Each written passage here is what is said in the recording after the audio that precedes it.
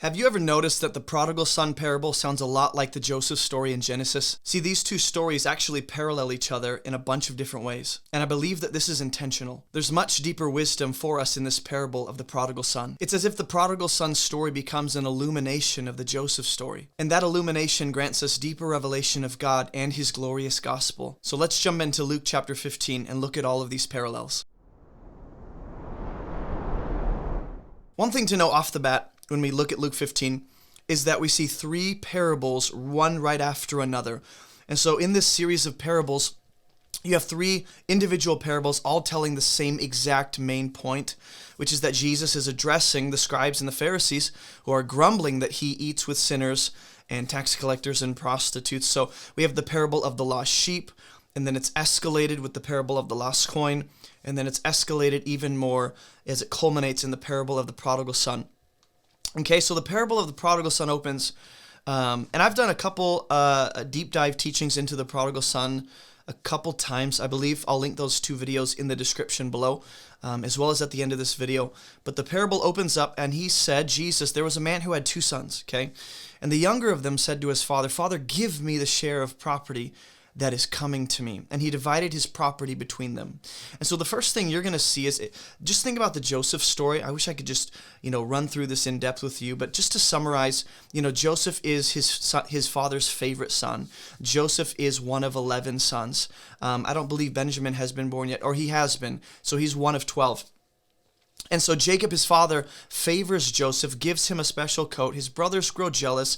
Joseph has a couple dreams, which speaks to his future exaltation. The brothers are extra jealous, decide that as they see him coming one day, they're going to actually kill him. One of the brothers steps in the way and goes, no, let's not kill him. Let's profit off him. Let's sell him into slavery. And so they sell him to Egypt, really Ishmaelite traders who bring him to Egypt. Joseph ends up in Potiphar's house, ends up excelling in his work, proves that God is with him, and then ends up being wrongfully accused of something relating to Potiphar's wife. And he gets thrown into jail. He's called out of jail years later when Pharaoh has some troubling dreams. And then Joseph is called in to interpret them. He does. And then he's exalted to second in command over Egypt. And then what you're going to see is that from there, he kind of messes with his brothers when they come. There's a huge famine. They end up storing up a bunch of grain, 7 years of abundance, then 7 years of famine. That's when Joseph's brothers come to him. And then they essentially are like, we need food. They don't recognize him. The story unfolds to the point that Joseph eventually reveals himself. And then they're like, whoa, we had no idea. So then Jacob is reunited with his favorite son, Joseph, and everything's great. The family comes to Egypt, and they're there for many centuries. But that's the story that we're paralleling. And if you think about it, in verse 12, we see the father, he gives the equal share of the coming inheritance to his younger son. And we're going to see that Jacob, as a father, will give Joseph some unique gifts, a special multicolored robe, shows favoritism towards Joseph. Both fathers in these stories are generous, but Jacob is particularly fond of Joseph and Benjamin as his favorites. So we're going to see that the father here is very shrewd and cunning, I believe, in a good way. He's wise in the way that he allows his son to have what he knows will not be good for him in order to hopefully make their relationship stronger and bring that kid to the point of desperation, which we end up seeing. Verse 13, not many days later, the younger son gathered all that he had, and he took a journey into a far country, and there he squandered his property in reckless living. And so what we're going to see in both this story and the Joseph story, think about how Jacob gave this multicolored coat to his son Joseph as a sign of his favor. Well, in both stories, what the father gives will end up leading to separation between him and his son. So here, the son takes what his father has, essentially takes the inheritance too early, treats his father as good as dead, and then leaves because he now has what he wants. Whereas in the Joseph story, that coat, that unique gift that Jacob gives to Joseph is going to cause jealousy between his brothers and Joseph, and it's going to lead to Joseph being sold into slavery. Once it all culminates in these dreams and let's kill this dreamer kind of thing. So verse 14, when he had spent everything, a severe famine arose in that country, and this prodigal son began to be in need. And so the prodigal son makes foolish decisions to put himself in that position where he's desperate, ends up in a famine. But then we're going to see with Joseph, with the famine that is coming, Joseph is sent to Egypt to prepare for that in order to preserve his family and really the promised seed of the Messiah coming through that line. And so here the prodigal son gets himself into this situation, whereas God is strategically and sovereignly orchestrating things to send Joseph into Egypt for the famine that's coming upon his family and that entire region.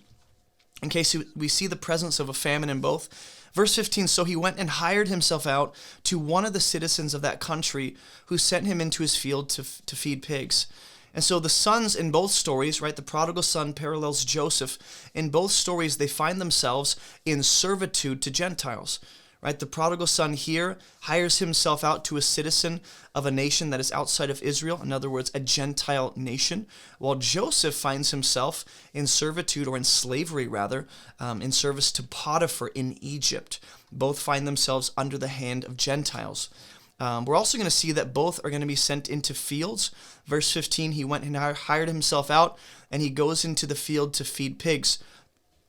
Joseph ends up being sent to find his brothers by his father Jacob, and then his brothers see him, they decide to kill him. No, let's not kill him, let's make money off him. But Joseph also is sent into a field to meet with his brothers, to find them, while the son here is feeding pigs. Verse 16, and he was longing to be fed with the pods that even the pigs ate, and no one gave him anything. And so both sons, whether it's the prodigal son here or Joseph in the Joseph story, both sons find themselves in the lowest places of society, desperate, absolutely desperate. Joseph ends up in prison for being falsely accused of something he didn't even do, while the prodigal son is in a pigsty for his own foolish decisions. So both end up in a metaphorical pit of sorts, right? This place of desperation and longing for someone to intervene and help. Verse 17, but when the prodigal son came to himself, he said, how many of my father's hired servants have more than enough bread, but I perish here with hunger? In the prodigal son story, right here, it's the son who decides to make a journey back to his father. He comes to his senses since the father has what he needs, right? But in the Joseph story, what we're going to see is that Joseph reveals himself to his brothers. He tells his brothers, go tell my father I'm alive because y'all lied. Well, he didn't know that, but essentially they did. And then Joseph sends a message to his father Jacob and his family to come and journey to Egypt to come and be with Joseph. And Joseph is the one who has what his family needs when they're in the famine, separated from Joseph. Whereas here it's the prodigal son who is exiled from the father and needs what his father has. And so he decides to go back to the father, whereas in the Joseph story, Joseph summons his father. In verse 18, he says, I will arise and go to my father, and I'll say to him, Father, I have sinned against heaven, and I've sinned before you. So there's this dual dimension of his sin. In the prodigal son story, it's the son who has sinned against heaven and the father. But in the Joseph story, it's actually Joseph who has been sinned against by his brothers, right? Their brothers, his brothers, have sinned against heaven and him and their father by lying about Joseph's death. Verse 19, the prodigal son says, I'm no longer worthy to be called your son. Treat me as one of your hired servants. And he arose and came to his father. And while he was still a long way off, his father saw him and felt compassion and ran and embraced him and kissed him. And so the father here is running towards the son, realizing he's alive, just like we see in the Joseph story. When Jacob gets news that Joseph's actually alive, Jacob, the father of Joseph, makes the journey to meet his son, whom he just discovered is alive. He embraces him, he hugs him, he weeps, and he chases down his son, that kind of thing. And so here the son leaves the foreign land back to the father, while in the Joseph story, it's actually Joseph who brings his father into the foreign land of Egypt. Okay, and in the prodigal son parable, it's the father who's running to meet his son, while in the Joseph story, it's actually Joseph who summons his father and sends news to him that he's alive, and the father embraces the son in both stories. There's this reuniting of father and son. Hey, if you don't know me, my name is Jason, and you can find everything about this ministry on abovereproachministry.com. You'll find all of our Bible resources, our online church, ways to support this ministry, and so much more. And if you live anywhere near Spartanburg, South Carolina, come visit the church that I pastor on Sunday mornings at 10 a.m. And here are 2 brief updates for this community. community. Number one, the revised edition of my book Fruitful is coming out in the next few weeks with its own brand new online supplementary study. And number two, we now have options on our website for monthly support. And as a monthly supporter, you'll get access to all of our exclusive teachings and all the future content that gets released. So that is all I got for you. Let's get back to the video. Verse 21, and the son said to him, Father, I've sinned against heaven and before you. I'm not worthy to be called your son. Yeah, so it's the son who has sinned here, but in the Joseph story, again, it's the brothers who sinned against Joseph, and they come humbly bowing themselves to Joseph, desperate for food, looking to him as an authority figure, and Joseph will later on forgive them, the way that the father is about to forgive the son in this story after the prodigal returns home. So, the prodigal son shows humility here, a sense of repentance, just as we see a dimension of that with the brothers. Maybe it's questionable in the Joseph story, but I think it's present enough to think that they've changed. Verse 22, the father said to his servants, bring quickly the best robe. Put it on him, put a ring on his hand and shoes on his feet. And if you remember, so here we see the son, the younger son is exalted. He's celebrated. He's given new garments, a robe, a ring. And if you remember, when Joseph comes out of prison after interpreting Pharaoh's dreams, Pharaoh puts garments on him, a robe. Pharaoh puts a ring on his finger, and Pharaoh exalts Joseph to that position of second most powerful man in Egypt. So there's an exaltation that happens with both, and addressing a kind of putting a ring on the finger and showing that status now, as evident by the authority figure who bestows it upon them, right? So in the Joseph story, it's Pharaoh. Here it's the father. And it becomes an image of exaltation for those who are in Christ. Verse 23, and the father says, and bring the fattened calf and kill it. Let us eat and celebrate. For this my son was dead, and he's alive again. He was lost and is found, and they began to celebrate. And so there is a sacrifice, a death that has to take place in the prodigal son story for celebration to happen, for the son to, be celebrated and for a feast to occur. So that's one of the escalations from the other two parables. There's no death in the lost sheep parable. There's no death in the lost coin parable, but in this one there is. And so the calf is killed for the son, while actually in the Joseph story, Joseph doesn't die, but he's presumed to be dead by his father. He's treated as dead. And he actually is sent forth as a kind of sacrifice for his family. He goes ahead of them to preserve their lives by finding himself in some horrible situations, but remaining faithful and enduring in the midst of it all, right? So he doesn't have to die, but we know that Jesus eventually, as the perfect sacrifice, will. As the greater perfect Joseph, he will. So verse 24, my son was dead, he's alive, he was lost and is found. They celebrate.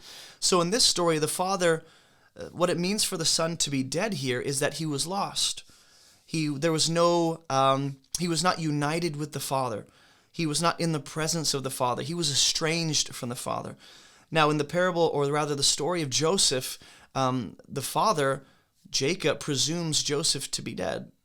And then when he sees that he's alive, my son's alive, Jacob has a sense of life again, and he's got that renewed energy, and he's ready to go. And so the father here in the prodigal son story has the servants throw a feast for the returned son, while Pharaoh in the Joseph story, he hears about Joseph's family and provides abundantly for them to come to Egypt, right? Pharaoh catches wind that Joseph's brothers are here and that he has family out there, and he's like, hey, I'm going to provide for y'all to bring the family here and celebrate. And this reuniting to happen, I'll make way for that to happen. So the Pharaoh celebrates the occasion in that story and plays that kind of fatherly figure to Joseph, while the prodigal son here is celebrated by his actual father, right? So now we have the older brother in the field, and as he came and drew near to the house, he heard music and dancing. We're going to see that the older brother here is jealous, and maybe he's justified in this, but in the context of the parable, it's supposed to speak to the religious leaders and the higher-up self-righteous guys and their pride and arrogance in choosing not to celebrate those who are coming and changing and repenting. Like they're stuck in their ways and too busy focusing on themselves, and they're arrogant. Well, the older brothers of Joseph, they also find themselves jealous that Joseph is celebrated, that Joseph is favored. And again, maybe there's a degree to which that was partially justified, not in what they did, but that feeling of jealousy. But at the end of the day, they sell Joseph out of frustration and jealousy and wanting him gone, right? While the older brother here kind of seems to reflect that same hardened older brother heart of bitterness towards his younger brother and frustration and even unforgiveness. So verse 26, he called one of the servants and he asked what these things meant. And he said, your brother has come and your father has killed the fattened calf because he's received him back safe and sound. But he was angry and he refused to go in. And his father came out and entreated him. But he answered his father, these many years I've served you. And notice, the older brother comes in from the field, just as the older brothers of Joseph find him, or rather, they mistreat him in the field. And so the father comes, and after the older son refuses to go in, the father goes, hey, what's going on? And the son goes, look, I've served you many years. I've never disobeyed your command, yet you never gave me a young goat that I might celebrate with my friends. And so what we see is the older brother or son refuses to celebrate the younger son's return and repentance. While Joseph's older brothers, they end up showing a sense of remorse and change and humility as they approach Joseph, second in command of Egypt, and even after the fact. So there seems to be a change in them, whereas the older brother here, the story ends on a cliffhanger. What will the older brother do? And that's not the point. The point is, as the reader, you and I, or as the listener, what are we going to do in response to what God is doing in the lives of others? Will we enter in? Will we celebrate?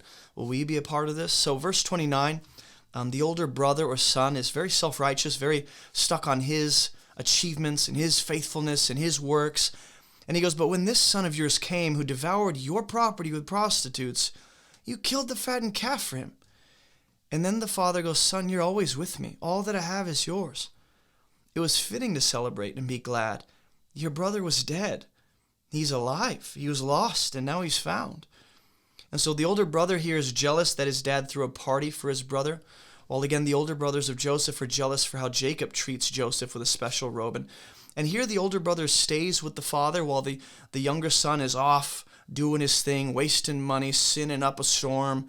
While in the Joseph story, the older brothers of Joseph, they're with the father too, but they end up leaving to go where Joseph is. Whether they know it or not, they're going to the second in command to get food for their family. And so there is this reuniting, firstly, between Joseph and his brothers before the father comes into the picture, whereas here, it's the father first, and then it's left on a cliffhanger. What will the older brother do? And then the story ends with this unresolved conflict between the older brother and the younger brother in this parable. But in the Joseph story, he and his brothers do experience a kind of reconciliation. At least I think that's what the narrative is indicating to us. So, I mean, there's probably other parallels beyond that, but I hope I've made a case for the fact that I think what Jesus is doing with the parable of the prodigal son is almost like, I don't know,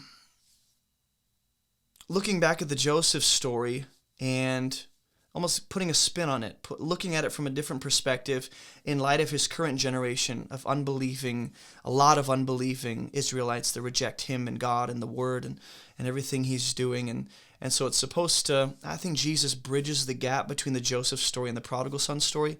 And that's exactly what we talk about in another video. You know, there's actually so much more that I wasn't able to get into in this video because it requires its own separate deep dive teaching. See, the real question becomes, why do these connections practically matter for our lives? What wisdom does this offer us? How does this influence the way that we live and understand the gospel? That's exactly what we'll dive into in that extra teaching. So to gain access to the full extended study, consider joining our team of monthly supporters on AboveReproachMinistry.com. You'll get instant access to all of our exclusive video teachings and all the extra content as it gets released. So thank you for supporting this ministry, and I'll see you on the website.